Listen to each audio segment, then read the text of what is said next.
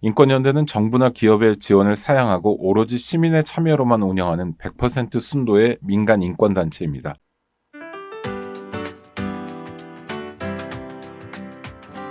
참 복잡하여 이해가 안 되는 상황이었는데 종대 선생님의 스토리텔링 덕분에 이해를 잘하게 됐습니다. 고맙습니다. 라고 말씀해 주셨습니다. 자, 모두 감사드리고요. 자, 요싱크 한번 더 들어보도록 하겠습니다. 중앙선관위는 계엄군이 왜 갔습니까? 제가 말씀 못 드리겠습니다. 잘 모르겠습니다. 명태균 게이트라든가 윤석열 씨가 선거 개입에 많이 해서 그 근거를 없애러 간 겁니까? 그건 모르겠습니다. 언론사를 KBS나 MBC가 아닌 뉴스공장에 왜 계엄군이 갔습니까? 예, 처음 듣는 얘기라서 잘 모르겠습니다. 대통령이 사감을 가지고 싫어하는 사람들 체포하러 간 거 아닙니까? 김어준 씨? 국회에 난입하고 국회를 마비시키는 것은 위헌이고 법을 위배하는 거 알고 있었습니까? 모르고 있었습니까? 늘 가기는 되지 않지만 아비법이겠다 생각하고 있었습니다. 네. 호고령에 보면은 전공의들을 의료 현장으로 48시간 복귀해라. 그러지 않으면 계엄법 처단하다. 호고령 1호는 일반적인데 이 사항은 누가 였습니까? 예, 그 부분 정확히 모르겠습니다. 윤석열 씨가 였습니까? 김용현 씨가 였습니까? 알 수 없는 사실. 호고령은 누가 만들었습니까? 그것도 제가 정확하게 모르겠습니다. 박한수 장군, 네네. 내란죄 사형도 가능한 죄예요. 제1공수 수방사 특임대 봤죠? 예, 국회 움직이는 거 봤습니다. 난입한 걸 봤으면서 아무런 지시 안 했습니까?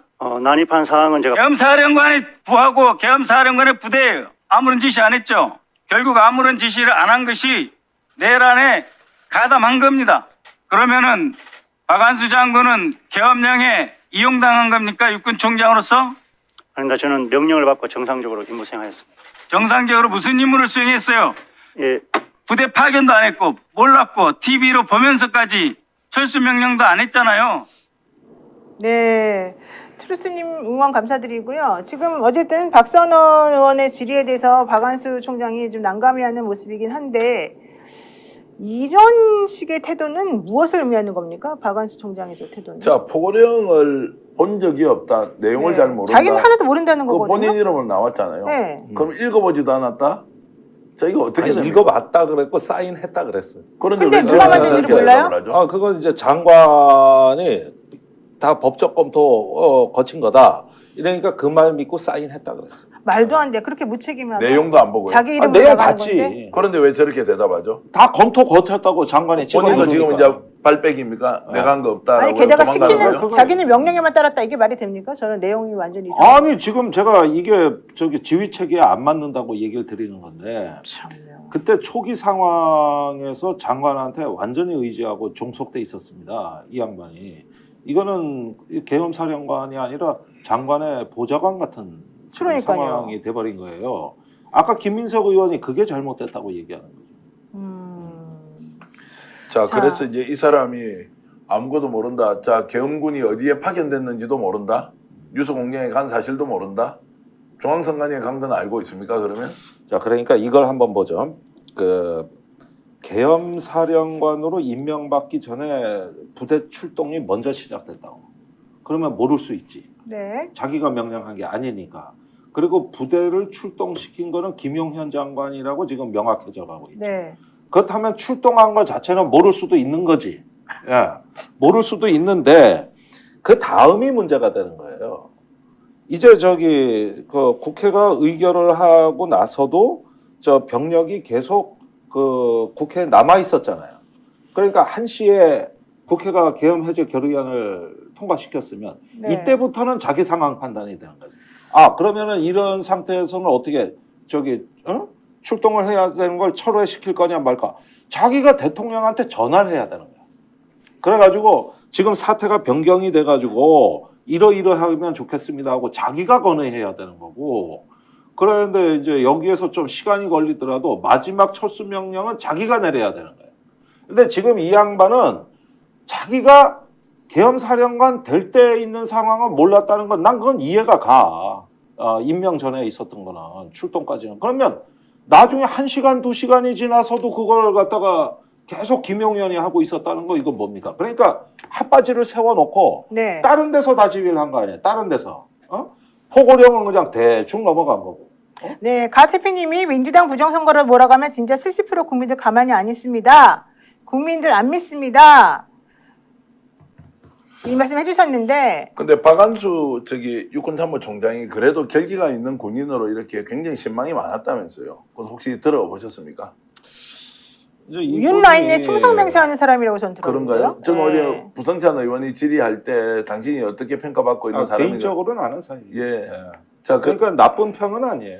그런데 이 사람이 지금 저렇게 발을 설설설 빼는 걸 보면 계엄사령관 아니에요. 본인 이름으로 포고령이 내려졌고 그 포고령을 보면 국민이 기겁을 하는 것이 아니라 이게 무슨 나라가 이렇게 돼 있냐고 라고 할 정도인데 이 공포스러운 문구를 본인 이름으로 내서 이 사람은 괴물이구나 악마구나 이렇게 생각을 했거든요. 오늘 국회에 나와서 대답하는 거 보니까 매우 정상적인 사람처럼 보여요. 그래서 사람 절대로 믿어서는 안 된다.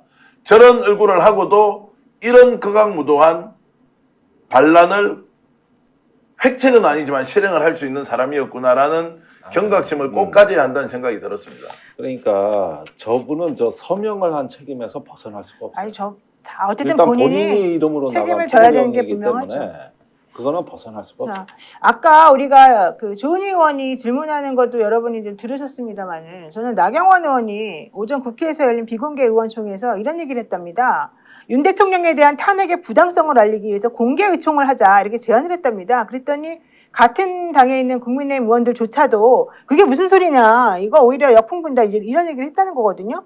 조은희 의원의 얘기나 지금 저 나경원 의원의 얘기나 지금 국민의힘 의원들의 의식이 조금 우리하고 다른 거 아닙니까? 실패했기 때문에 무슨 대수냐, 그냥 해프닝 한번 일어난 건데 라는 인식이 너무 강하게 해프닝으로 보는 거예요? 그러니까? 그렇죠. 이것이 이제 반란이다 또는 내란죄다. 그러니까 조은희 의원은 자, 내란죄라는 전제로 해서는 안 된다라고 얘기하잖아요. 그러면 우리가 거꾸로 물어야죠. 그게 뭔데요? 대통령이 비상계엄을 하고 국회가 불법적으로 침탈되고 그리고 군사 쿠데타가 일어났는데 이거 어떻게 그러면 설명해야 돼요? 그러면 딱 하나죠. 대통령의 그런 행위가 정당한 본인의 권한 안에서 이루어진 것입니까? 라는 질문과 거기에 대한 확실한 답을 받아야 한다고 저는 생각합니다. 네. 어떻게 보십니까? 이럴 때 당에서는 어떤 식으로 나오는 게 맞아요? 아니 원래는 네. 지금 이 계엄 문제는 끝난 게 아니라 저 주범들이 그대로 자리를 지키고 그렇죠. 있기 때문에 지금 가장 불안한 거는 또 다른 여진이 있느냐. 이게 지금 주말이 고비가 될 것 같아요. 제가 보기엔. 지금 굉장히 국가가 불안한 시기거든. 그러면 여당의 입장은 뭐냐 하면은 대통령한테 따지고 들어야 돼. 지금 당까지 망칠 셈이냐. 네, 맞습니다. 그리고 막 삿대질하고 중진들은 지금 난리가 났어야 돼. 원래 옛날 여당은 그랬어. 그리고 여기서 이거 전부 원위치하고 정상화 할 수 있는 보증이 없으면 용산에서 나 안 나가겠습니다 하고 들어 누워버려야지. 아니, 그러니까. 원래는. 아니, 국회의원들이 입법부도 전혀 모르게 행정부가 이런 식으로 막 아무 상황도 아닌데도 비상이라고 자기네 마음대로 비상계엄 선포하고 국회의원들을 국회의사당에 못 들어오게 만들고 이렇게 막는 상황에서 거기에 부역해가지고 우리 대통령이 하는 거니까 무조건 맞다? 이렇게 지금 하는 게 저는 정상적인 사고방식인지 매우 의심스러운 상황이거든요. 저는 이게 만약에 이 계엄령, 저는 이거 솔직히 말하면 친위 쿠데타로 생각하는데 이게 만약에 성공했다고 칩시다. 지금 상황이 얼마나 끔찍하겠습니까? 지금 다 뭐 잡혀갔거나 구금이 됐거나 뭐 이렇겠죠. 방첩사로 연행하려고 그랬답니다. 방첩사로 다 연행을 야. 했으면 그러니까 보라고 내가. 그러면 스픽스 대표도 야. 김종대 의원도 저도 갈 수 있었겠네요, 글로? 아니 모르죠. 우리는 그런 부분 안 되나? 그런데 제가 자꾸 이게 거듭 말씀드리는데 이 쿠데타 내란의 줄기세포는 방첩사예요. 네. 그리고 거기서 모든 대비가 다 돼 있었어요.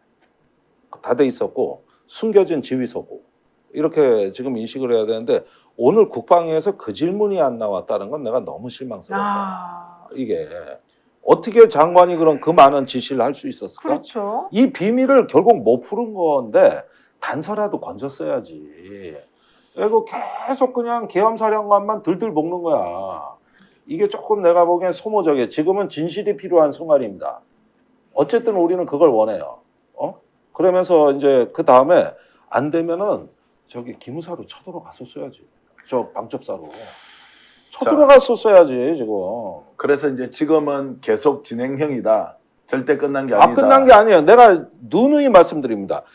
지금도 진행되고 있어. 네. 그대로야. 구조는 아무것도 바뀐 게 없어요. 대통령이 아직도 화가 많이 나 있대요. 대통령은 지금 내가 뭘 잘못했어? 내가 지금 민주당에 경고 날린 것 뿐이야. 이러고 지금 있대요.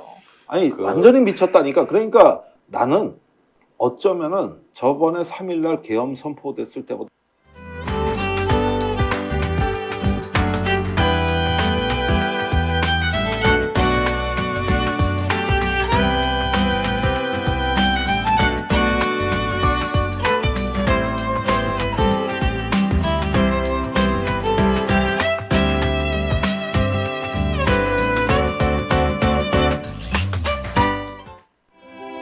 이곳은 하나의 세상입니다. 빛과 어둠이 만나 역사를 이루는 곳. 자연의 아름다움이 어우러지고 세월이 만들어낸 예술작품. 과거와 미래가 공존하는 이곳에서 당신의 이야기를 만들어 보세요.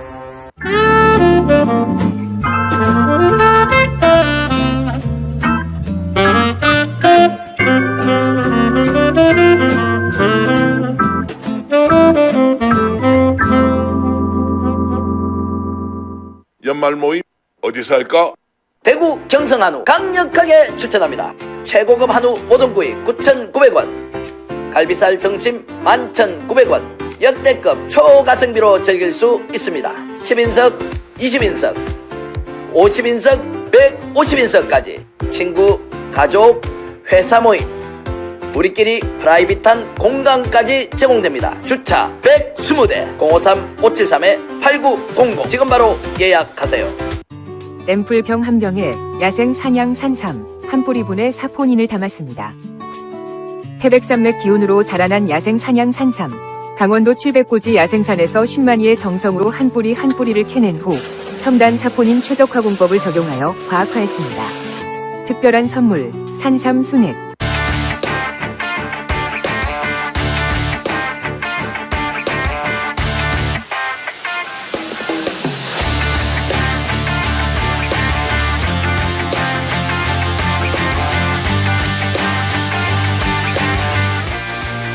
역전의 용사들 시작합니다.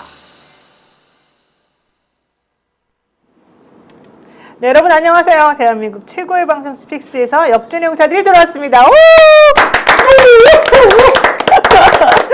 네, 역전의 용사들 또 최고의 멤버들 소개해드립니다. 오늘은요 특별히 김기현 변호사 모셨고요. 그리고 박진영 평론가, 오창익 평론가 모셨습니다. 어서 오십시오. 네, 안녕하세요. 네, 오늘 또 이 박진영 평론가하고 오창익 평론가는 낮에 하셨으니까 우리 김기현 변호사를 중심으로 한번 물어볼게요. 소감 한번 말씀해 주시죠. 역전의 용사들. 일단은 뭐 이 중대한 시국에 이렇게 불러주셔서 영광이고요. 또 이제 반갑기도 한데 또 마음이 무겁습니다. 내일 중요한 일을 앞두고 있기 때문에. 네, 마음이 무겁다. 그만큼 이제 알고 있는 게 많다, 할 말이 많다 이런 얘기로 받아들여도 되겠습니까? 네, 곤란한 질문을 하지 말아라 이런 표정이네요.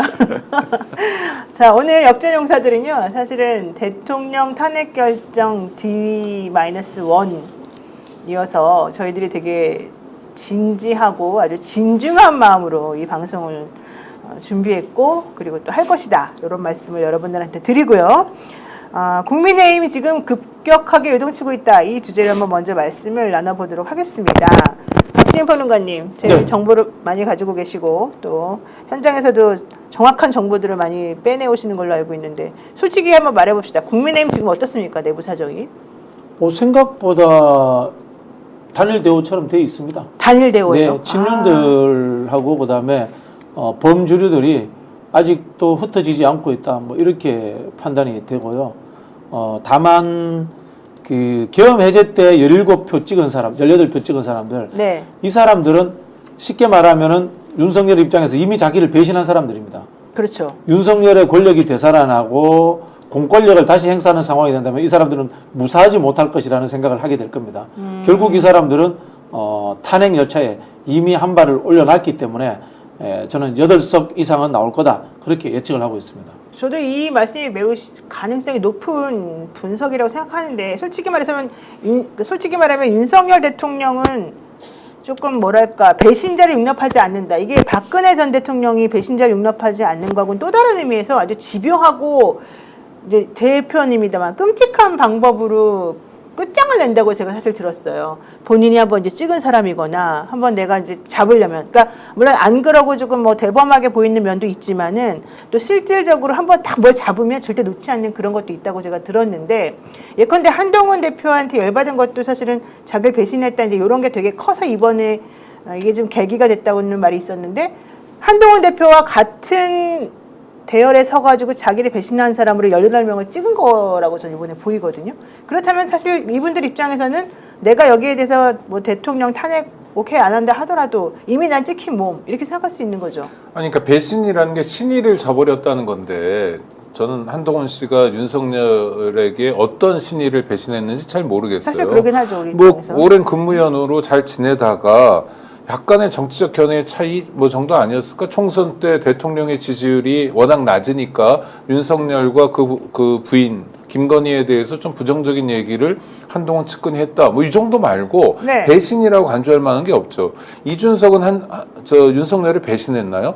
또 나경원은 배신했나요? 그 전에 그러니까 윤석열이라는 사람의 캐릭터 자체가 이 사람 생각하면 무슨 요새는 광기도 있지만 갈등, 그렇죠? 경로, 네, 뭐 경로. 이렇게 설명되는 경우가 되게 많잖아요. 그러니까 자기 멋대로 생각하고 저건 배신자야라고 규정해 버리는 것 같아요. 그러니까 좀 인간 이하의 이건 뭐 품성도 아니고 어떻게 봐야 될지 모르겠는데, 그래서 배신 때문에 몸을 부르르 떠는 건 아닌 것 같고요. 오로지 자기 자신과 자기 부인의 안위만을 위해서 골몰하고 있는 것 같아요. 이를테면 이런 것 같아요. 5살 또는 4살 정도 먹은 어린애가 네. 집안에 대대로 내려오는 가보인 도자기를 깼어요. 무섭죠? 엄마 아빠한테 혼날까 봐. 네. 근데 엄마 아빠가 주무시는 집에서 불을 질러버리는 것 같은 짓을 한 거예요, 지금. 12월 3일 날. 엄마 아빠는 뭘 하는지 모르는데 계시는데도. 아니, 국민에게 총뿌리를 들이대라고 하는 게 헌법기관을 파괴하고 국회의원들을 체포하라는 게 그런 짓이잖아요. 네. 그러니까 정말 이게 이성적인 상태인가요? 광기의 상태잖아요. 5살 먹은 어린애가라고 제가 예를 들었는데 실제로 5살 먹은 어린애들도 그런 일을 안 합니다. 그 정말 이해할 수 없는 이상한 사람인 거예요. 그래서 지금 우리 오철 평론가가 사실은 조금 표현을 아주 리얼하게 해주긴 하셨는데, 5살 먹은 어린애가 집에서 아주 아끼는 고가의 도자기를 깨고 자기가 깨고는 그렇죠. 엄마 아빠가 자고 있는데 어떻게 될지도 모르는데 그냥 무서우니까 불을 질러버린 거라. 그러니까요. 증거인멸하려고. 네. 증거인멸하려고. 와. 왜냐면 집에 불이 나버리면 도자기 깬 건 없어져 버리잖아요. 그렇게 단순 무식하게 생각할 수 있다. 아니에요. 이번 사건이 그런 류의 사건이잖아요. 그러니까 자기가 도이치모터스 주가 조작, 그다음 특히 명태균이 이제 촉발한 것 같은데, 명태균 게이트로부터 자기가 선거에 여론 조작하고 온갖 자기가 저질렀던 범죄들이 백일화에 드러나고 있는 상황이잖아요. 네. 이 상황을 모면하려니까 아주 엉뚱한 군을 동원해서 비상식적인. 비상식이 아니라 그냥 내란 범죄를 저지른 거죠. 비합리적인. 국민을 죽일 수도 있고 해칠 수도 있는 이런 일을 해버린 거죠, 이 사람. 그렇군요. 평화님께서 맞아요. 네, 이렇게 또 말씀하셨고, 많은 분들께서 이님 비유가 찰떡이네요 이런 얘기도 하셨는데, 김기현 변호사님 어떻게 보십니까? 네, 이런 상황에서 굳이 우리가 말을 정제된 표현을 쓸 필요가 없을 것 같습니다. 왜냐하면 이미 국정원 1차장이 미친 X라고 얘기를 했어요. 그렇기 맞아요. 때문에 뭐 더 이상 여기서 뭐 언어를 뭐 이렇게 하고 필요는 없을 것 같고, 그냥 미친 X가 딱 맞는다라는 느낌이 듭니다. 그리고 저는 그 느낌이 뭔지를 딱 알아요. 그 사람의 심리 상태가 왜 그러냐면 제가 이제 검찰에도 있었고, 나온 뒤에도 이제 예전에 이제 그렇죠. 검찰 고위 간부 계신 분들 뭐 학회라든가 뭐 이런 모임에도 많이 나가는데요. 거기 가보시면 뭐 고검장 한 사람, 검사장 한 사람, 총장 한 사람 막 이렇게 있어요. 장관 한 사람. 그렇죠. 그분들의 쫀쫀함. 네, 그 성격이나 이런 걸 보면은 말로 이를 때가 아니에요. 뭐 하나 딱 거슬렸으면 바로 그 뒤로부터는 안면몰수. 생각보다 되게 찌질하죠. 엄청 찌질합니다. 네. 심지어는 저보고 나가라고도 못해. 심지어 옆에 둘러 가지고 저한테 그런 말이 전달되게 옵니다. 위에서 불편해 하시는데 너 채팅방에서 좀 나가주면 안 돼? 그 정도로 찌질하고 쫀쫀한 사람들인데 똑같아요, 윤석열도. 네.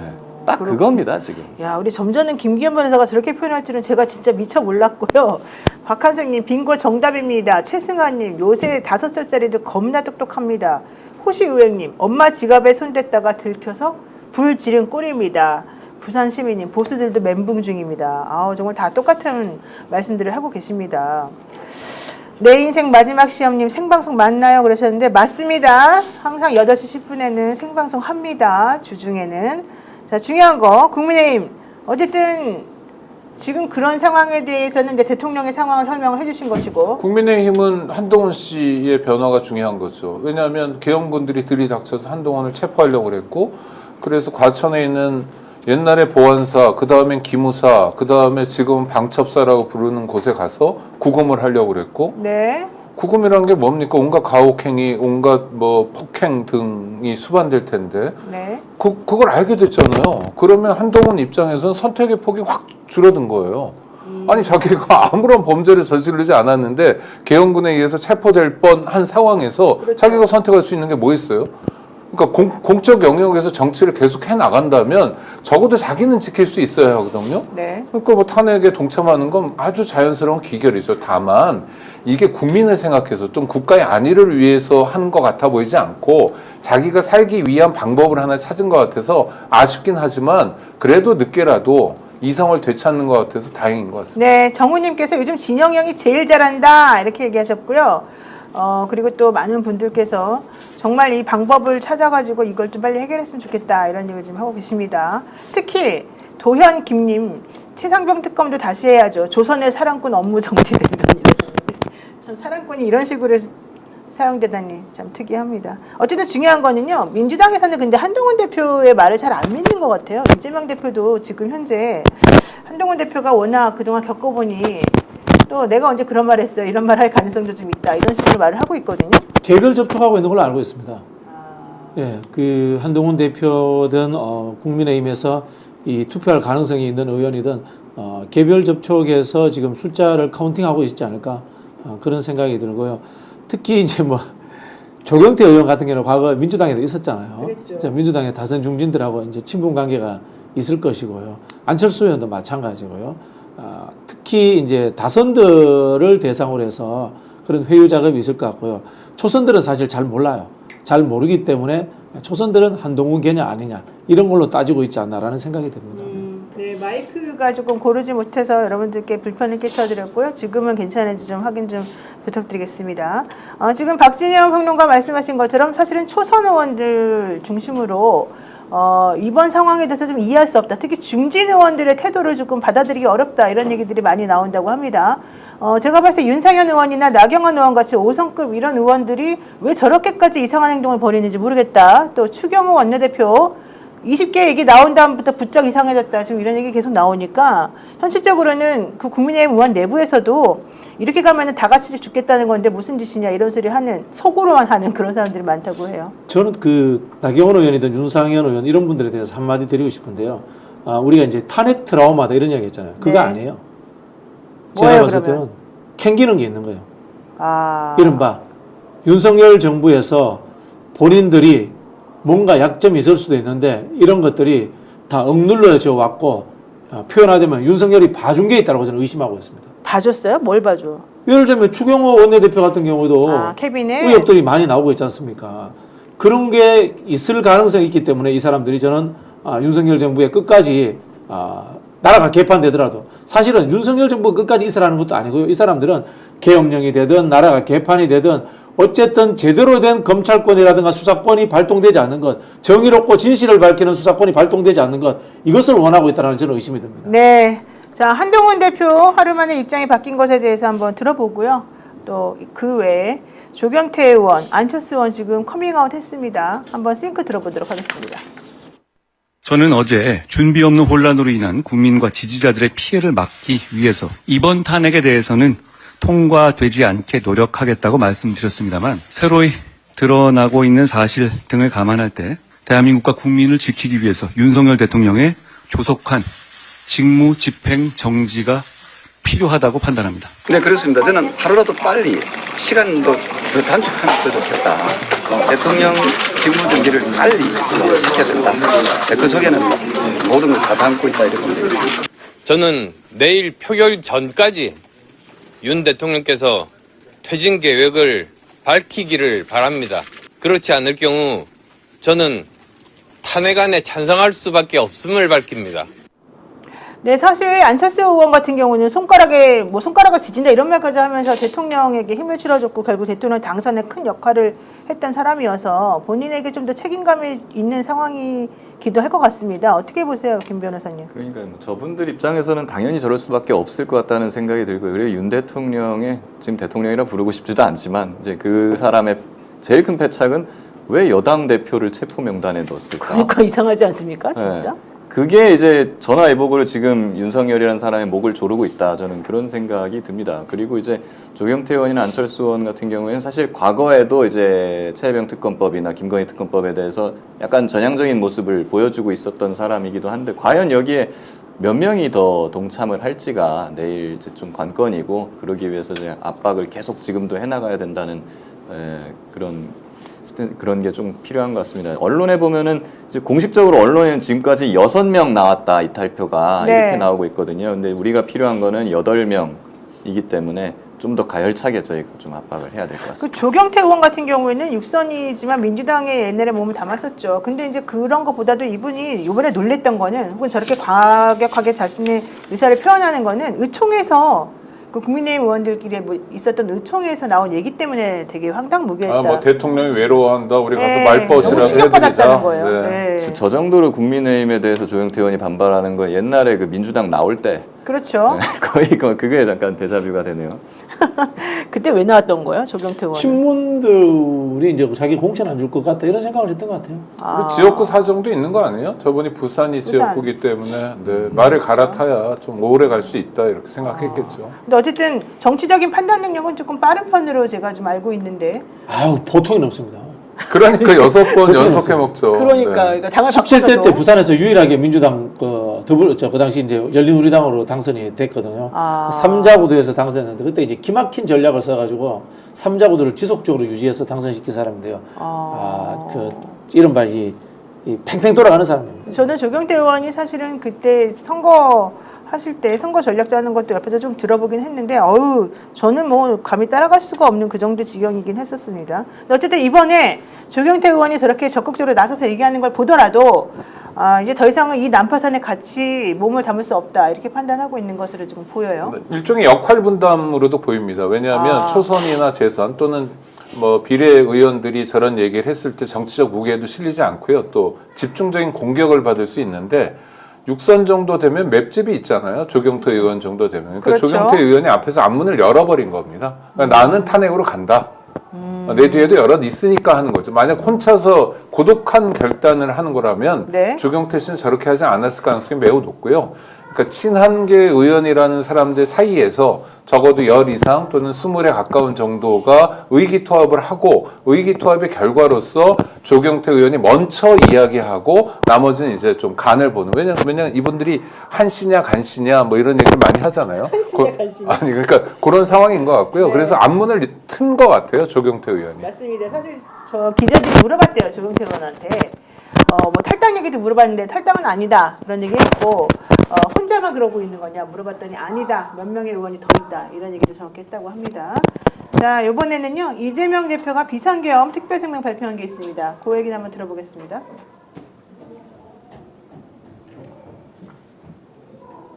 네 조금 준비가 덜 됐는데 우리 PD님이 밖에 나와 있는 관계로 다시 한번 대통령에 대한 탄핵은 국민의힘이 주장하는 것처럼 여야의 정쟁 대상이 아닙니다. 5,200만 우리 국민의 안위와 대한민국의 존속, 미래가 달린 문제입니다. 대통령이 초래한 이 국난을 한시라도 빨리 끝내야 합니다. 한동훈 대표께서 직무정지에 동의한다고 말씀하셨다고 하니 늦었지만 참으로 다행스럽게 생각합니다. 탄핵에 찬성한다는 말씀처럼 들리기는 하는데 언제 또 그런 뜻은 아니고 라고 말할지 모르겠습니다. 중요한 것은 국민의힘이 이 역사의 도도한 흐름에서 떠내려가지 않기 위해서라도 국민의 뜻을 존중하고 이 역사적 흐름에서 벗어나지 않기를 권고드립니다. 네, 언제 또 그런 뜻은 아니고라고 말할지도 모른다. 이 말이 사실은 매우 저는 인상 깊게 들렸는데요. 한동훈 대표가 검사 시절에는 어땠어요, 김 변호사님? 저도 직접 뭐 같이 근무연이 있고 그런 건 아니었는데 한동훈 대표는 워낙에 검사 시절에는 검사들 사이에서 유명했어요. 왜 그러냐면 수사를 너무 잘한다. 그래서 형사부 이런 데 거의 근무한 적이 없습니다. 보통은 그렇죠. 아무리 잘해도 우리는 이제 2년마다 옮겨 다니는데 그래서 옮겨 다닐 때마다 1학년, 2학년, 3학년, 4학년 이렇게 하잖아요. 그렇죠. 보통은 중앙지검이나 뭐 이런 데 특수부 이런 데 가는 게 보통 아무리 빨라야 3학년이에요. 보통은 이제 4학년, 5학년 정도에나 갈 수 있는 건데 한동훈 대표 1학년 때 갔어요. 아, 왜요? 어떻게 그럴 수가 초임 있죠? 검사 이제 뭐 검찰 수석이었으니까 중앙지검으로 초임 발령이 났겠죠. 근데 초임 수석 발령자들은 1학년들은 특수부에 안 넣어주거든요. 네. 중앙지검 형사부에서만 근무를 하는데 그 당시에 뭐 저도 들은 얘기입니다만 한동훈 대표가 한동훈 검사가 뉴스를 보다가 무슨 SK에서 무슨 관련된 회계와 관련된 어떤 뉴스가 나오고 있었대요. 경제 뉴스를 보네요. 저거 아닌데? 라고 생각해서 뭔가 연구를 하더니만 분식회계를 잡아내서 SK 회장을 구속시킵니다. 한동훈 대표가? 예. 아, 그렇게 그걸 머리가 잡아내서 그걸 그래서 그대로 초임 검사지만 특수부에서 바로 데려가요. 뭐 그런 전적이 있다 보니까 김 변호사님 초면에 죄송합니다만 그런 에피소드가 중요한 건 아닌 것 같고요. 그런 건 아닌데 그냥 뭐 아니 그러니까 검찰 아니 내부에서는- 실제로 저는 검사 출신들이 검찰 출신들이 그런 얘기를 많이 하더라고요. 이창수 서울중앙지검장이 영어를 되게 잘한다, 국제통이다 이런 얘기를 대놓고 하는데 그건 자기들끼리 동아리에서 그 채팅방에서 하거나 하면 되는 거고. 영어 잘하는 건 좀 유치한 것 같아요. 아니 그러니까요.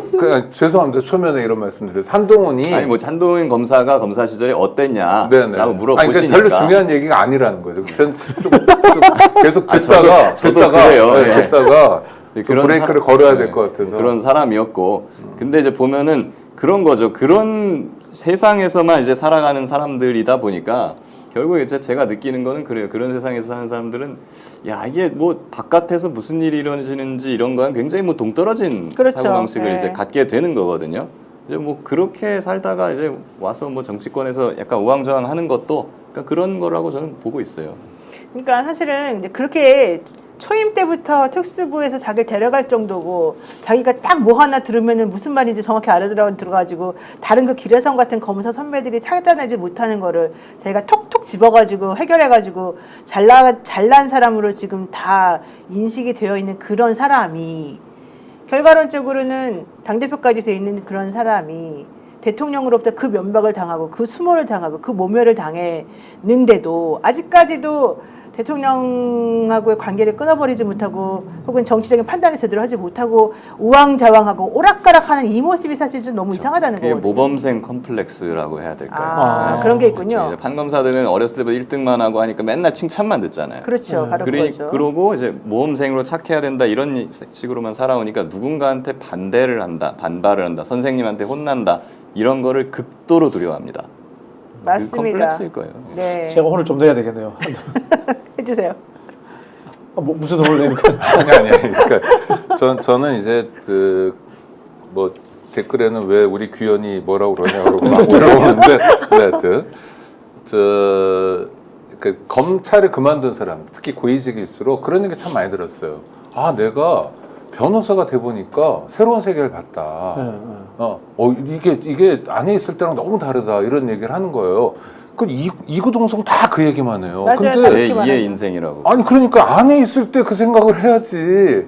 안에 있을 때 자기가 피의 사실을 어떻게 공표하면 이 사람이 죽어나갈 수도 있다는 거를 명심하고 놀잇감으로 생각하거나 압박하거나 뭐 이런 식으로 그 노무현 대통령 논두렁 시계처럼 그러지 않아야 되는데 다 그만두고 얘기하거든요. 그래서 약간 자폐적인 것 같아요. 검사라는 사람들이 맞아요, 일하는 맞아요. 방식도 그렇고 그 다음에 굉장히 문제가 나를 누가 건드려 라는 의식이 굉장히 팽배해요. 그거로 10년, 20년, 30년 가까운 세월을 살다가 갑자기 자기 선배 따라서 법무부 장관이 된 거예요.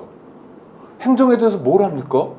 그렇죠? 법무행정이라는 게 법무부에 검찰국이라는 게 하나 있고요. 그것도 왜 검사 출신들이나 검사가 하는지 모르겠지만 그다음에 범죄 예방도 있죠. 그다음에 인권도 있죠. 출입국도 있죠. 교정도 있고요. 다양한 걸 해야 되는 거예요. 그런데 검사만 했던 사람이 그걸 갑자기 맡게 된 거예요. 분수에 맞지 않는 자리에 앉게 되고 그 다음에 자기 선배 쫓아가지고 갑자기 당대표가 된 겁니다. 네. 정치적 경력도 하나도 없는 사람이 심지어 국회의원도 아닌 사람이 그렇죠. 이게 불행의 씨앗인 거죠. 그러니까 윤석열이 자기 마음대로 대한민국 정치를 이렇게 저렇게 내각도 이렇게 저렇게 했던 거죠. 네, 국회 탄핵 근데 제가 이제 그 한동훈 측근들 특히 네. 원외들 이야기를 들어보면요 일찌감치 윤석열 탄핵을 이야기했습니다. 김종혁, 그다음에 신지호도 일찌감치 그 발언이 나오고 이미 어제 아침부터 그런 이야기 나왔어요. 저는 한동훈의 속마음은 이미 윤석열 탄핵으로 기울었다 이렇게 보고 있고요. 윤석열과의 개인적 논관계 또는 친분관계가 중요한 것이 아니라 정치적 미래를 보고 있는 것 같아요. 국민의힘 내에 만연해가지고 있는 탄핵 트라우마에 내가 주범이 되면 안 된다라는 생각. 사실 윤석열의 직위해제 그게 탄핵이에요. 근데 그 단어를 안 쓴단 말이에요. 나는 직위해제는 시켰을 정 탄핵은 시키지 않았다. 라는 여론 있지 않습니까? 네. 얄팍한 빠져나감. 이런 수준에서 머물러 있다는 생각이 들고요. 사실 김재섭 의원 등 소장파 5명도 바보 아닌 이상 지금 윤석열이 임기단축 개헌 안 받는다는 거 알 거예요. 그렇죠. 그럼에도 불구하고 임기단축 개헌 이야기를 꺼낸 이유는 내가 속으로는 탄핵하고 싶고 가서 탄핵을 찍을 수도 있지만 우리 지지층들 사이에서 탄핵 주범으로는 몰리기 싫어. 라는 요런 하나의 얄팍한 눈속임이 다 포함되어 있다. 저는 그렇게 보여요. 진짜 웃기는 게 뭐냐면 추경호 원내대표는 내가 목숨 걸고 절대 탄핵 안 시키겠다 이렇게 막 호언장담을 지금 하고 있고요. 그다음에 지금 현재 상황에 만약에 제가 윤석열 대통령이라면 방법이 없다는 걸 뻔히 알 것 같아요. 그러면 자기가 박근혜 전 대통령의 말로를 보았지 않습니까? 그 당시에 본인이 또 직접 그거에 관여했던 사람이고 그렇다면은 어쨌든 간에 저 같으면 상황을 수습하고 조금이라도 데미지가 덜 되는 방향으로 뭔가 해볼 것 같은데 이 사람은 절대 그런 게 없는 거예요. 그냥 지금까지도 침묵으로 일관하고 있고 또 제가 확인한 바에 따르면은 지금도 자기가 왜 이런 상황에 이 지경에 빠졌는지를 모르고 오로지 사람들의 배신 때문에 내가 지금 이렇게 되어 있다 이 생각밖에 안 하고 있대요. 아무 얘기도 안 들리고. 미친 거죠. 광기 난 정말 그러니까 인지 능력이 떨어진 게 아니라 그러니까 미칠 광으로 간 거예요. 지금 완전히. 그래서 하루라도 빨리 1시간으로 빨리 윤석열을 대통령 자리에서 끌어내는 거 말고는 답이 없는 거고요. 특히 이번에 내란 사태는요. 저는 온 국민이 트라우마가 생겼다고 생각해요. 전 치유 작업이 진행돼야 돼요. 정말 트라우마가 있어요. 제가 방송 준비하면서 들었던 어떤 소대장과 아버지의 전화를 들었어요. 네, 그 아들 군인 아들. 네. 그래서 막 야 너 절대 뭐 너 목숨 지키고 네 소대원들 하고 절대 민간인한테 총 쏘거나 위해 가하지 말고 하면서 맨 마지막 얘기가 뭐냐면 야 엄마한테 빨리 전화해. 엄마 걱정하니까. 아들은 내만 하는 거예요. 아마 끊고 나서 바로 엄마한테 전화했을 거예요. 그러면 출동한 부대들 있지 않습니까? 그 아빠들이 있잖아요. 그 엄마들이 있잖아요. 그 사람들이 받았을 트라우마. 그 다음에 군인들은요, 청년들 아닙니까, 다. 아무리 훈련 받았다고 그래도 그렇죠. 북한에 갔는 줄 알았는데 국회의사당에 내린 사람들, 그 다음 우리 박진영 평론가하고 몸싸움을 하거나, 그러지 마라, 이런 얘기를 들었을 때 그 사람들의 트라우마는 어떡합니까?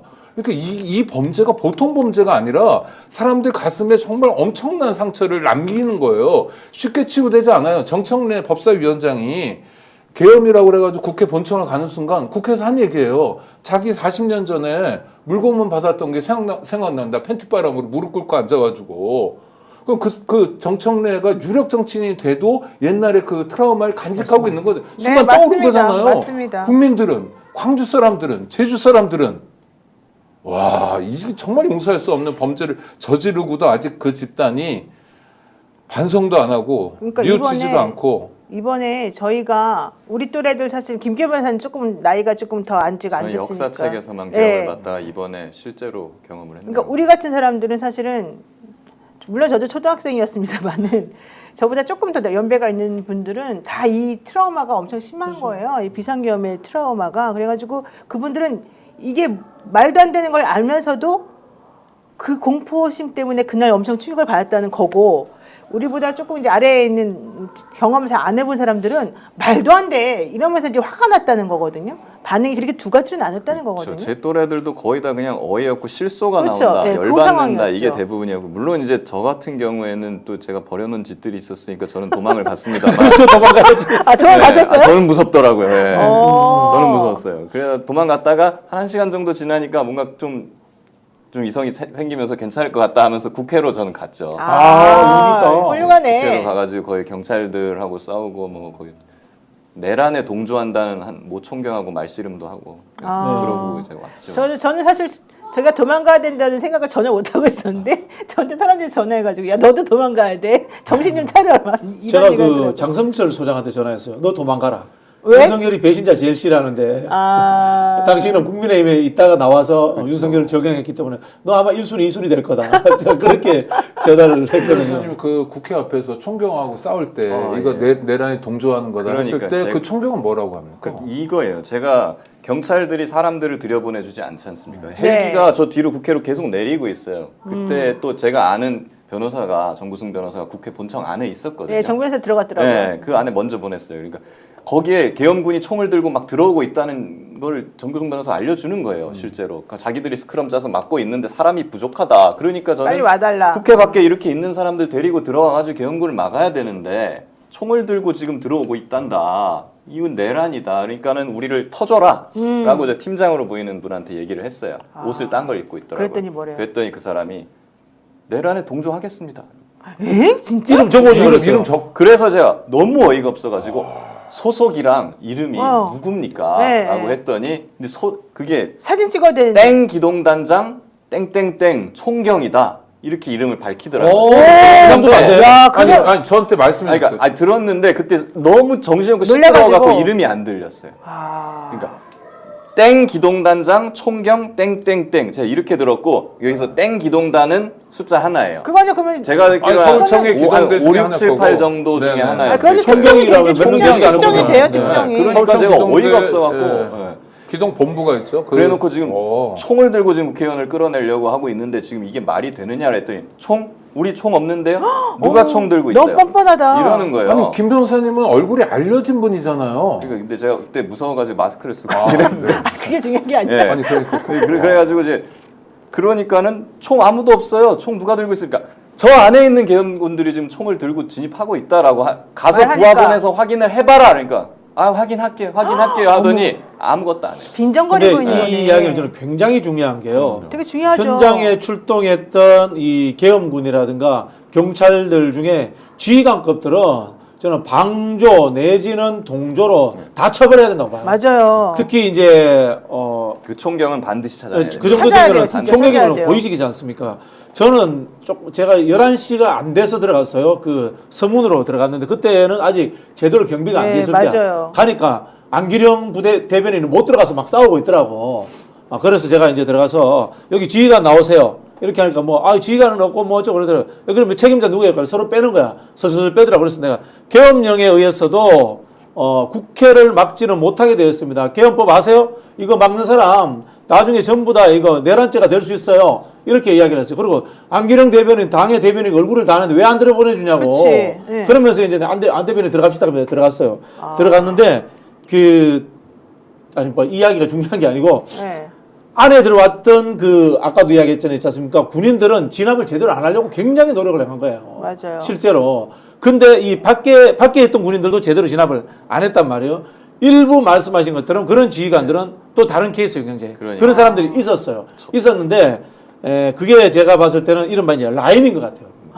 라인으로 내려온 것 같아요. 저는 그 총경이 국회 정문에서 국회를 바라보고 살짝 왼쪽으로 가면 그 수소 충전소 있습니다. 네, 네, 그쪽을 있어요. 지키고 네. 있었던 총경이었는데 그런 사람이 직접 진압을 담당하지 않은 게 천만다행이라고 그러네. 생각해요. 그쪽에 있었다면 국회 경비단일 수도 있을 것 같은데요.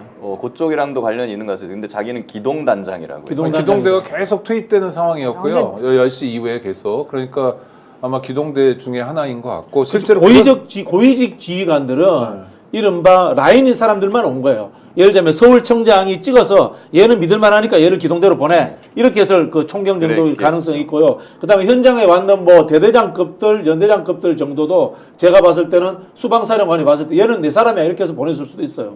와, 근데 진짜 너무 무섭네요. 아니 경찰의 경비가 원래 좀 단순하고 다른 기능하고 달리 상명하복에 충실하고 그렇더라도 이걸 뭐라 그럽니까? 국민을 상대로 조롱하고 마음대로 하라고 나 내란하겠다고 빈정거리고 이런 건 되게 중요한 거고 그다음에 국회에 나와서도 국회 경비대장도 그랬어요. 자기는 상부의 지시에 충실히 이행했다. 참네요. 아니 그러니까 이 사람들은요. 1980년 5.18의 교훈도 없고요.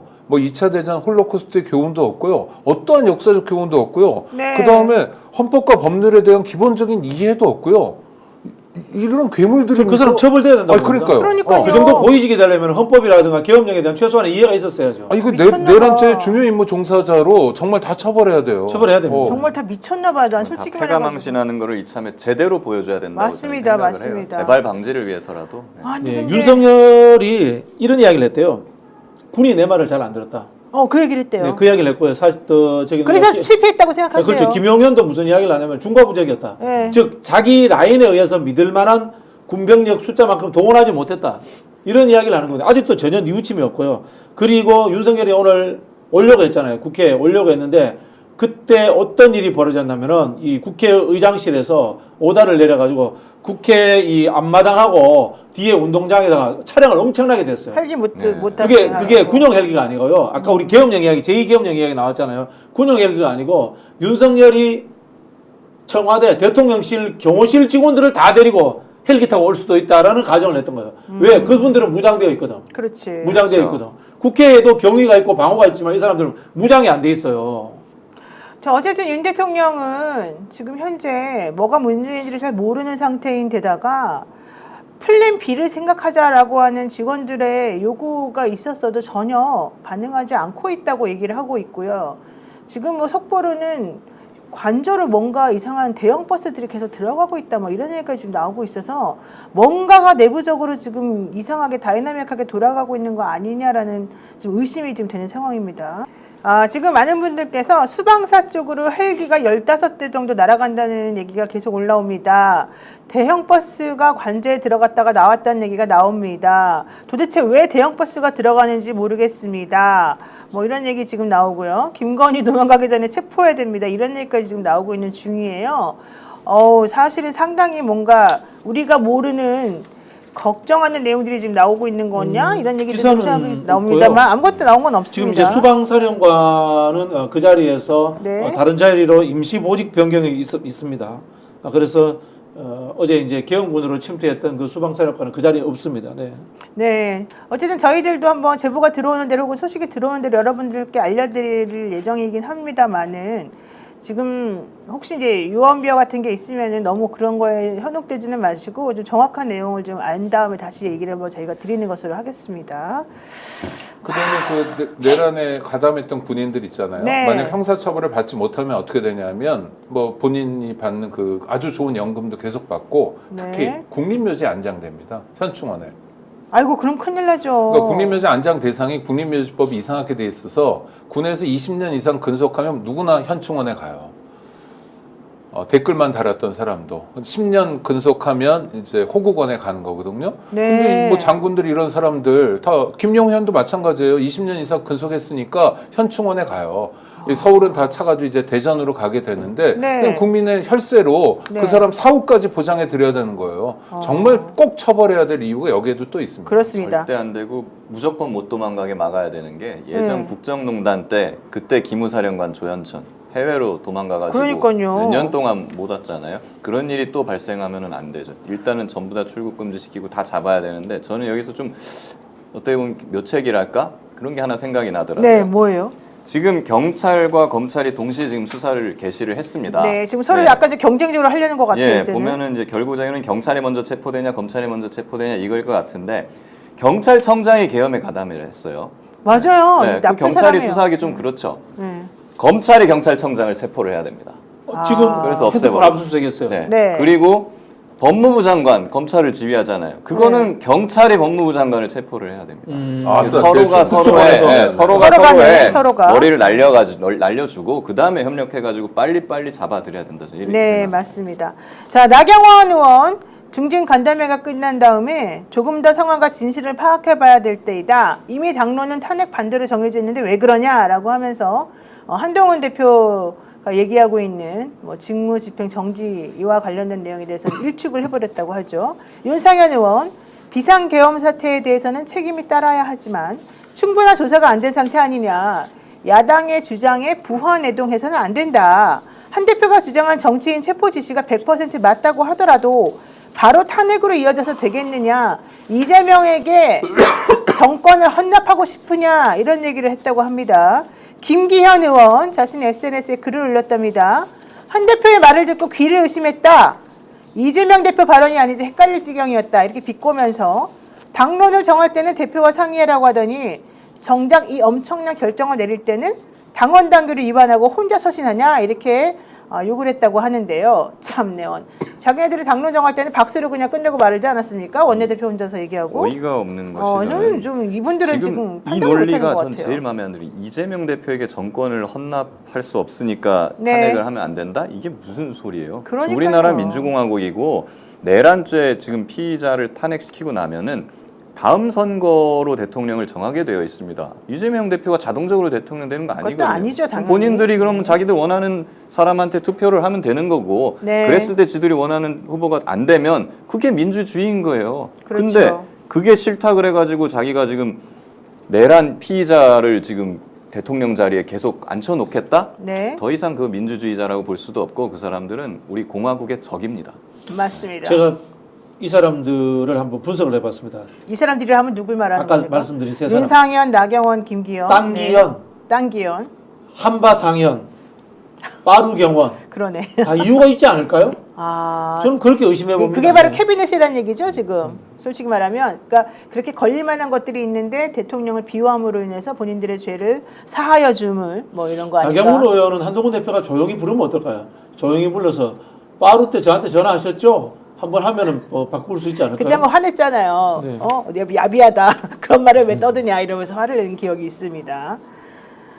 자, 오늘 대통령이 한동훈 대표하고 만난 직후에 서둘러서 혼자 막 국회를 가다가 국회에서 제지를 당했습니다. 우원식 의장이 급하게 성명을 발표하면서 대통령님 오지 마세요. 지금 무슨 명목으로 오시는지 모르겠지만 오시게 되면은 신변의 안전을 우리가 보호할 수도 없는 분 노릇이고 오지 마세요 그랬고 여러 의원들이 전부 다 본관 앞으로 모여서 대통령이 들어오지 못하도록 하겠다라고 지금 화면 보는 것처럼 그렇게 얘기했다고 했었죠.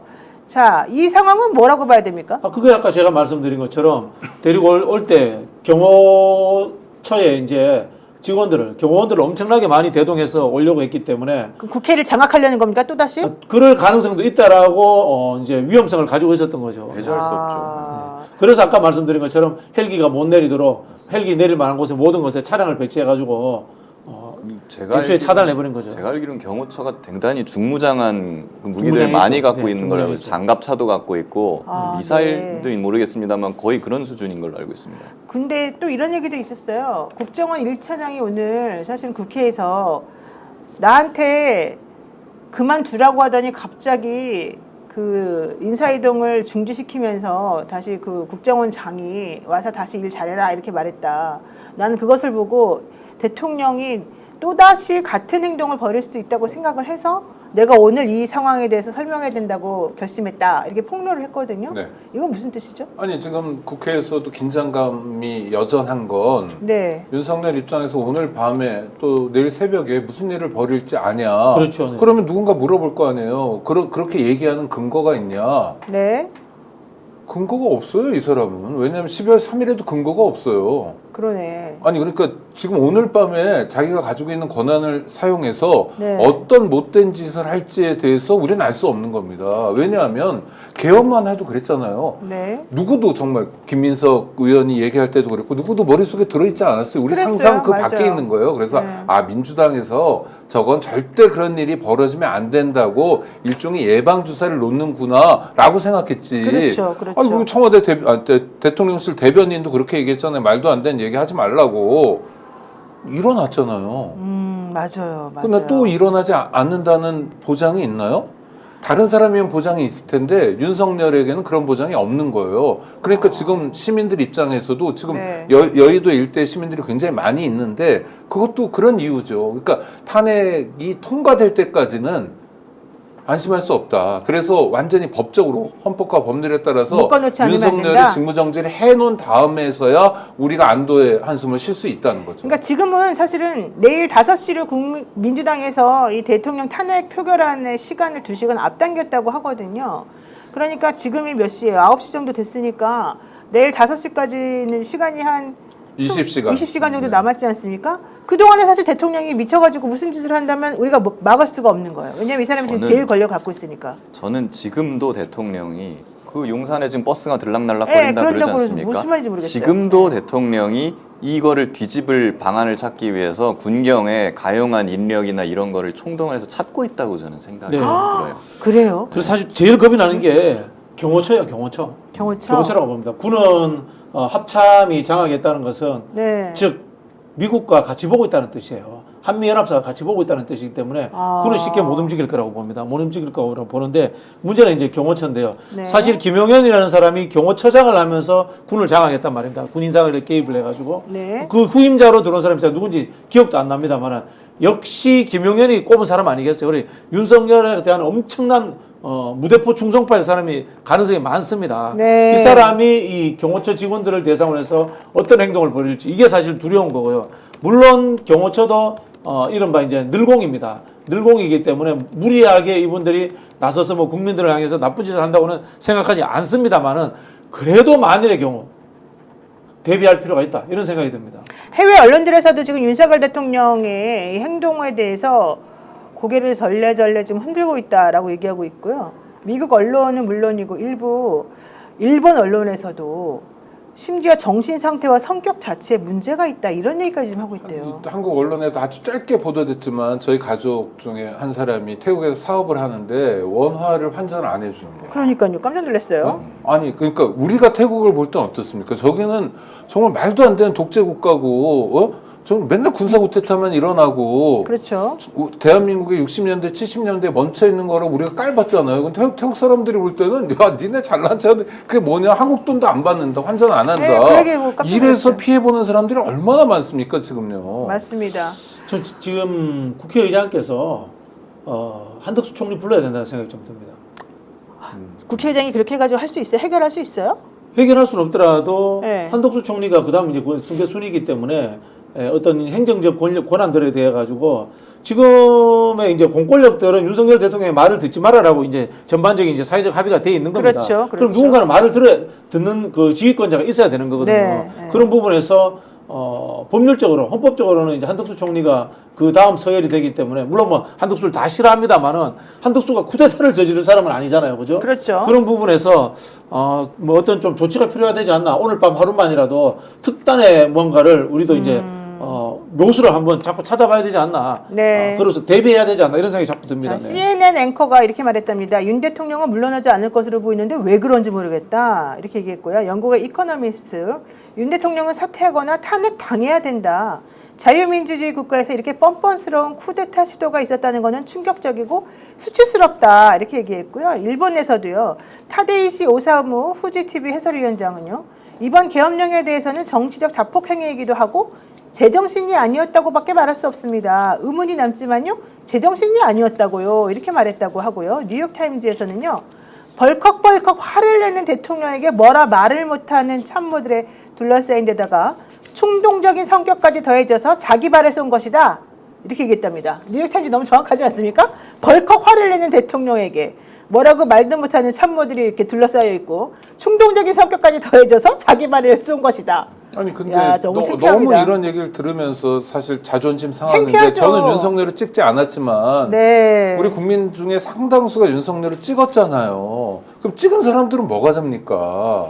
네? 정말 이상한 괴물을 정말 말도 안 되는 기본적으로 자기 감정도 조절하지 못하고 공과 사도 구별하지 못하고 5살 어린애에 비유하면 5살 어린애가 기분 나빠할 만큼 저질 인간을 네. 대한민국 국민들이 뽑았잖아요. 그러니까 윤석열 때문에 대한민국 국민들이 다 골탕 먹는 거예요. 그렇습니다. 대한민국 민주 역량도 의심받는 거고요. 대한민국 경제도 흔들리는 거고요.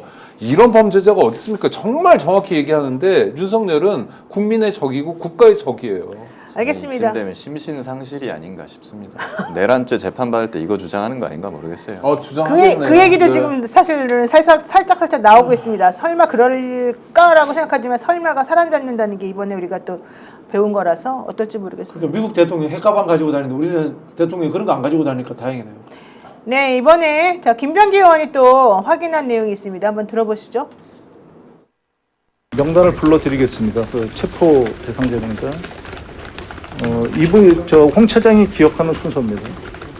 이재명, 우원식, 한동훈, 김민석, 박찬대, 정청래, 조국, 김어준, 김명수 전 대법관, 김민웅, 권순일, 그리고 권순일 전 선관위 위원과 또 한 명의 선관위 위원을 불러주었는데 기억을 못한다고 합니다. 미친 X로구나 그거 생각하고 그 다음부터는 메모를 하지 않았다고 합니다. 노총 위원장 한 명은 기억이 난다고 합니다. 네, 소망이님께서 내란죄를 바로 체포해야 되는데 내란 공범들이 다 자리에 있으니 잡아가는 놈이 없나 보네요. 이렇게 말씀하셨는데 매우 걱정스러운 상황인데 어쨌든 우리가 의심스럽게 생각하는 추경호 원내대표에 대해서 고발 조치가 지금 이루어졌죠? 민주당에서? 네, 민주당에서 내란 동조로 고발 조치를 했습니다. 국회 윤리에도 제소를 했고요. 네. 그렇기 때문에 뭐 이분도 이른바 이제 뭐 출국 금지라든가 최소한의 조치는 하지 않아야 되나 뭐 그런 생각이 듭니다. 네. 네, 그리고요 경찰 120명 전담 수사팀을 꾸려가지고 윤석열 내란죄 수사가 지금 착수되었다고 하고요. 서울고검장을 중심으로 해가지고 또 검찰에서도 직권남용죄와 이 내란죄를 같이 수사를 한다고 하고요. 공수처에서도 지금 수사를 한다고 하는데요. 이 상황을 조금 설명해 주시죠, 우리 김 변호사님. 예, 우선은 경찰에서도 지금 생각보다 신속하게 국수본 중심으로 이렇게 수사를 들어간 상황이고요. 네. 좀 있으면 이제 신병까지 확보를 할 의지가 있는 것 같습니다. 신병도 확보한대요? 대통령에 대해서? 일단은 뭐 대통령 먼저 하지는 않겠죠. 그 밑에 이제 뭐 부하들부터 아마 신병을 확보하지 않을까 이렇게 예측을 하고 있는데요. 그리고 이제 검찰도 이제 생각보다 크게 고검장을 특수수사본부로 해가지고 구성을 했었죠. 처음에는 검찰에서 나오는 말이 반응이 이런 거였어요. 내란죄는 그 검찰 수사 범위가 아니다, 안 된다라고 하는데 저는 그걸 보고 정말 좀 창피하다라고 생각을 했거든요. 됩니다. 왜 그러냐면 직권남용죄가 검찰 수사 범위에 들어가 있어요. 근데 그 맨 밑에 보면은 수사 개시 가능한 범죄와 직접 관련성이 있는 범죄도 할 수 있게 돼 있거든요. 이러면 증거가 겹친다거나. 그렇죠. 네, 그러니까는 직권남용죄 되고 내란죄는 사실상 직권남용죄랑 사실관계가 똑같지 않습니까? 그렇죠. 그러니까 내란죄 당연히 할 수 있는 거죠. 그래서 제가 좀 친한 검사님들한테 이걸 다 보내줬어요. 이걸로 빨리 수사를 시작을 해야 된다. 김 변호사님 때문에 그렇게 연결된 꼭 거군요. 그런 것까지는 아니라 생각을 합니다만은 네네. 어쨌든 그런 걸 제가 많이 보내기도 하고 내부에서도 그런 문제인식이나 이런 것들이 공유가 좀 됐던 것 같습니다. 그래서 이제 수사에 착수하지 않았나 싶고 공수처도 지금 하는 것 같은데 네. 뭐 건투를 빕니다. 공수처. 네. 기대가 잘 안 돼서. 공수처 너무 힘들어가지고. 어쨌든 뭐 위기 상황에 대해서 좀 대비를 해야 될 것 같아요. 뭐 제가 농담 비슷하게 한번 이야기하자면 우리 총균세라는 책 있잖아요. 제레미 다이아몬드 총균세. 네. 지금 윤석열이 관심 가졌거는 총굿술. 그게 무슨 뜻이죠? 총. 아니 우리 박사님이 아카데믹한 얘기를 하니까 총. 그다음에 굿. 지금 할 수 있는 게 굿 말고요. 저기 김건희 같으면은 그러니까 굿. 그 대한민국 무당들 불러가지고 굿할 생각하지 않을까? 네네, 무당. 그렇죠. 그런 생각도 합니다, 솔직히. 네, 그리고 술. 그럼 많은 뭐 저기 이미 하고 있을 수도 있겠네요. 이 뭡니까? 일단 이 상황에 대해서 너무 겁이 나니까 술을 마실 수도 있고 이런 부분인데 총 문제를 분명히 청와대 대통령실 경호처에 총이 있단 말이에요. 여기에 대해서 그게 좀 두렵다는 생각이 드네요. 어떤 조치가 좀 있었으면 좋겠어요. 너무 걱정스러운데 우리가 사실 아까 우리 이야기했듯이 체포는 안 하더라도 피의자 신분이잖아요. 지금 아까 검찰에서 입건되었다고 했잖아요. 네. 그러면은 이 검찰이라든가 경찰이 대통령실을 둘러산다거나 뭐 그런 방법은 불가능한가요? 법률적으로? 사실은 지금 영장이 없으면 불가능한가요? 이 정도면은 긴급 체포를 해야 될 긴급 사안입니다. 체포를 해야 영장이 되는 없이도 거 아니에요? 긴급 네네. 체포를 해야 되는 상황이고 저희 같으면은 사실은 수사관들을 뭐 거의 몇백 명이건 몇천 명이건 모아서 관저로 들어가 가지고 만약에 경호처가 그걸 가로막는다면은 그거 막는 경호관들 한 명 한 명 잡아서 공무집행방해잖아요. 네네네. 잡아서 수갑 채워서 끌어내고 네네. 계속 끌어내고 하면서 대통령까지 가야 된다고 저는 보고 있어요. 만약에 내일 탄핵이 이제 의결이 된다고 칩시다. 그러면 직무가 정지되는 상태가 될 거 아니에요? 그 상황에서 검찰이든 경찰이든 어쨌든 수사는 별도로 할 텐데 그 상태에서 대통령에 대해서 체포하거나 대통령에 대해서 수사해가지고 신병을 인도받거나 이렇게 할 수 있습니까? 이론적으로 가능합니다. 대통령 불소추 특권이 있지만 내란죄, 외환죄는 적용이 안 되거든요. 그렇죠. 그러니까 가서 당장 체포를 해올 수가 있고 근데 제가 이런 거죠. 직무가 정지되고 나면은 뭐 계엄이라든가 뭐 이런 또 술책을 이제 못 쓰지 않습니까? 네. 그렇다면은 뭐 일단은 도주 의뢰는 없다. 그러니까. 라고 해가지고 이제 체포를 안 하거나 뭐 그럴 수는 있는 거거든요. 그렇지만 어쨌든 탄핵이 돼서 직무정지가 되기 전까지는 무슨 짓을 할지 모르는 상황이란 말입니다. 네. 지금 오히려 더 긴급 체포를 할 필요성이 더 큰 상황이에요. 진짜 동의됩니다. 네, 아니 그리고 또 하나는 이제 수사를 풀어갈 텐데 내란죄 수사도 뭐 하루 이틀을 가지고 할 건 아니거든요. 그래서 초동은 지금은 뭐 도구가 없으니까 일단 하더라도 전 이것도 특검이 해야 된다고 봅니다. 왜냐하면 검찰이 내란죄 사건을 통해서 다시 한번 검찰공화국을 영속화하려는 시도를 할 거거든요. 지금 벌써 그런 모습이 보이고. 네. 네, 그래서 저는 이 부분에 대해서는 굉장히 우리가 긴장감을 가지고 봐야 된다. 네. 검사들이 갑자기 기운이 딱 이쪽으로 도는 걸 보면서부터 표변하고 있거든요. 그렇죠. 또 아주 발빠르게 움직여요. 이럴 지금까지 때는 또. 관심은 검사 탄핵밖에 없었어요. 그게 뭐 헌법 위반이고 막 이렇게 하던 사람들이 갑자기 헌법의 수호자로 등장하고 있는 상황에 대해서도 네. 우리가 예의주시해야 된다. 왜 그러냐 하면 그렇지 않으면 제2, 제3의 윤석열이 또 나와요. 근데 너무 재밌는 게요. 지금 이 비상계엄 때문에 자기가 내일 탄핵이 될 수 있는 이 상황에서 대통령이 박선영 전 의원에 대해서 진실화해위원장 임명을 제거했답니다. 그러니까 자기가 직무정지 되지 않을 물러날 생각이 전혀 없는 겁니다. 네. 자기가 직무정지 될까봐 미리 위원장에 대해서 임명 제거를 했나 봐요. 자기에게 잘해준 사람에게 뭐 좀 잘해준다는 의미로. 와, 제가 지금 임명을 받는 사람은 또 뭐예요? 황당무계합니다. 제보를 받았는데 이건 좋은 것 같아요. 어느 경찰서의 경정이에요. 경정은 이제 과장급 간부인데요. 총경 바로 밑에죠. 예. 대한민국 경찰관으로서 그 다음에 강경 진압과 발포 명령을 거부했던 5.18 때 안병화 청장님의 정신을 받아 선서한다. 헌법과 법률에 따라 업무를 수행하겠다. 위법하고 부당한 지시 따르지 않겠다. 제복 입은 시민으로서 공정하고 성실하게 업무 수행을 하겠다 하고 자기 소속과 자기 이름을 밝히고요. 이 운동이 지금 시작됐대요.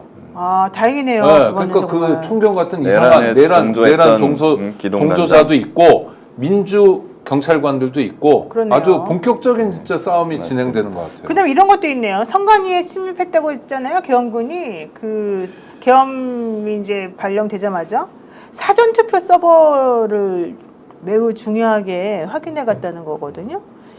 그래서 이제 투개표 조작이라는 극우 유튜버들의 생각에 완벽하게 이제 세뇌당한 거죠. 저거 보세요. 네. 지금 화면 보는 것처럼 계엄령 선포 직후에 과천 중앙선관위 서버실에서 지금 CCTV에 찍힌 화면인데 저 계엄 군인들이 지금 힘든 와중에 저 절박한 순간에 저거 사진 찍고 지금 가고 있다는 거거든요. 무슨 짓입니까 저게 도대체가. 저걸 정말로 믿고 저 짓을 그런가 벌인다는 봐요. 것 자체가 정말 한심한 일이에요. 아니 부정선거가 있었으면은 윤 대통령은 어떻게 당선된 겁니까? 그렇죠. 애초에. 아니 그러니까 자기 건은 잘 됐다고 생각하겠지.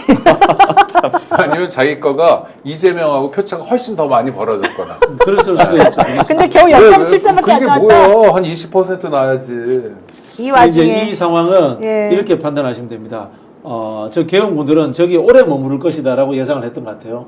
오래 머무르면은 그때 이제 직원들 불러가지고 강압적으로 열고. 이 서버를 열고 우리한테 줘봐 이렇게 할 수 있는데 저 그 계엄군들이 들어가서 저 서버를 만질 그 기능적인 그 역할을 못 합니다. 네. 어이가 찍고 없네. 있는 게 대령인 것 같네요. 네. 그래요? 저 아니 제복은 대령의 제복이에요?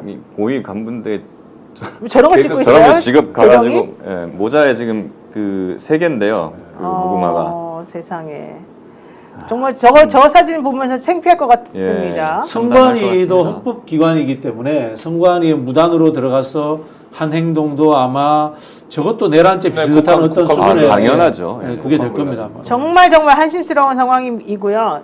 자, 충암고 복장에 대해서 임시 자율화 조치를 했답니다. 무슨 죄예요? 교복을 입고 다녀서 너무 창피해가지고 시민들로부터 부당한 대우를 받았기 때문에 보세요. 가정통신문 등교복장 임시 자율화 안내.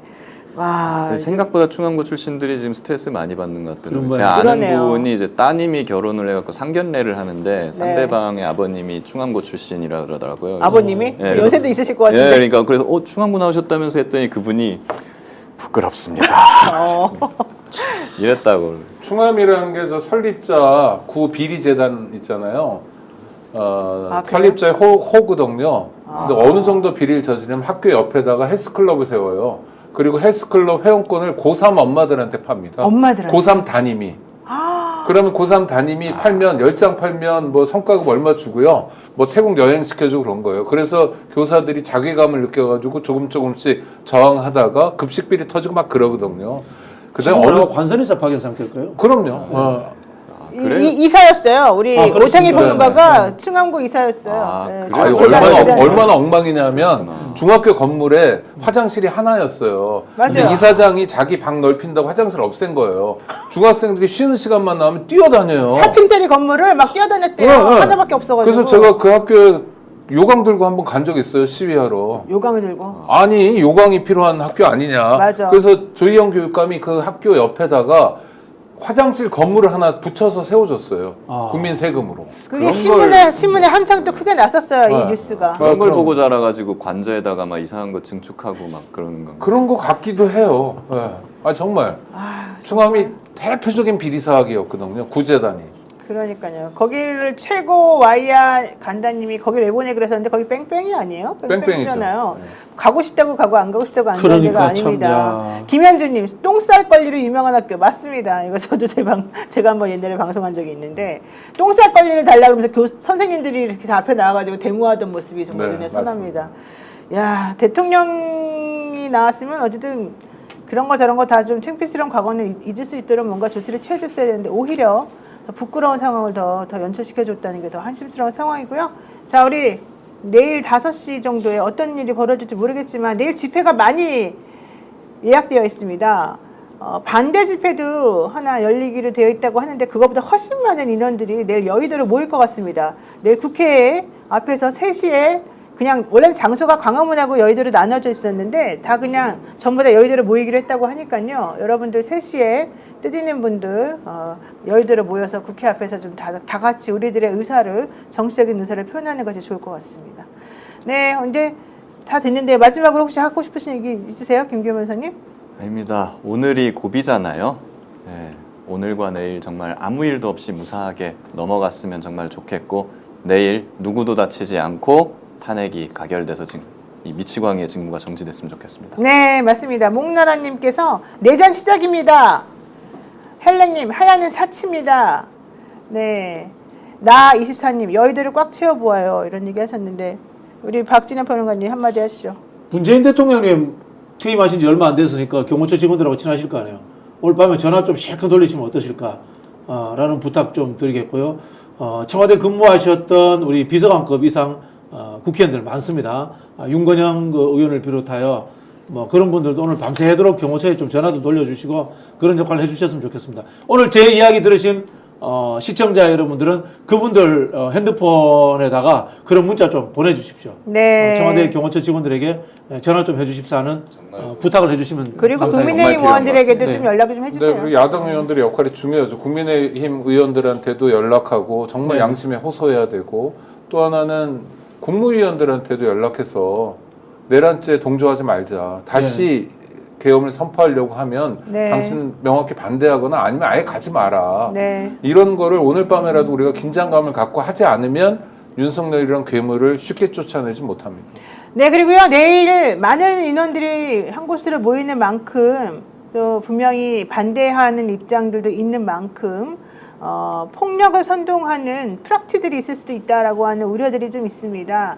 질서 있는 집회 시위가 되기를 바라고요. 내일 국회의원들께서 본인들이 국민들로부터 부여받은 의무를 성실히 이행할 수 있는 정말 중요한 날이라는 걸 잊지 마시고 대통령에 대한 사적인 감정으로 하는 것이 아니라 대한민국에서 무엇이 가장 필요한 것인지를 아는 의미에서 제대로 된 권리 행사, 의무 행사를 해주시기를 바라겠습니다. 그 집회 관련해서 한 말씀. 네네. 그래서 민변에서 내일 노란 조끼를 입고 다 나가기로 했대요. 그러니까 그런 상황이 생기면 네. 민변 해가지고 노란 조끼 인권침해 감시단 이분들한테 가서 도움을 요청하고 이게 자칫 잘못하면 이상한 사태로 갈 수 있거든요. 그러니까요. 그러니까 그건 우리가 긴장감 갖고 봐야 되겠다. 네.